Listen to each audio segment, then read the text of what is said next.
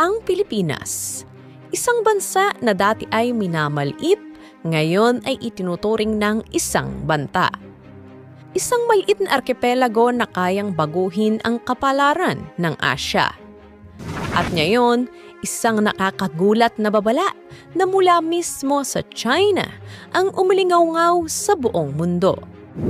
Don't ignore the Philippines. Pero bakit? Ano ang tunay na dahilan kung bakit ang isang higanting bansa gaya ng China ay nagbigay ng babala tungkol sa Pilipinas? Ano ang nakikita ng Beijing na hindi nakikita ng iba?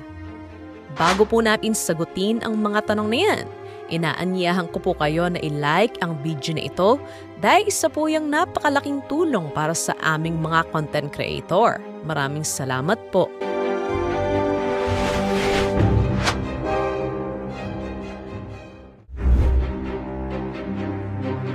Noong naaraang buwan, sa isang press conference sa Beijing, malinaw ang naging pahayag ni Mao Ning, tagapagsalita ng Chinese Foreign Ministry.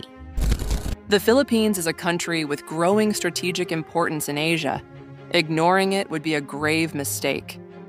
Direkta at walang paligoy-ligoy. Ngunit sa likod ng magalang na tono, ramdam ang bigat ng mensahe. Ang ibig sabihin nito, alam ng China na may papel na ginagampanan ang Pilipinas na maaaring mag-apekto sa balanse ng kapangyarihan sa rehiyon.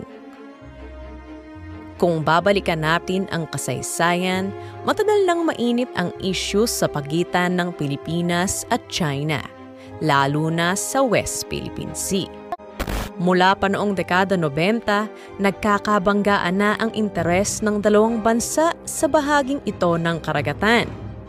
Ngunit sa nakalipas na 2 taon, may malaking pagbabago.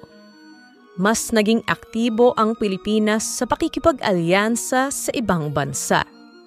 Sa isang panayam sa CCTV, sinabi ni Professor Zhang Wei ng Tsinghua University, "The Philippines has become a bridge between the West and Southeast Asia. This position makes it a key player, whether in diplomacy or security." Sa madaling salita, nakikita ng Beijing na ang Pilipinas ay hindi na lamang isang bansang nakaupo sa gilid. Ito ay isang tulay, isang konektor na maaaring magdikta kung sino ang mas mananaig sa rehiyon, ang kanluran o ang silangan.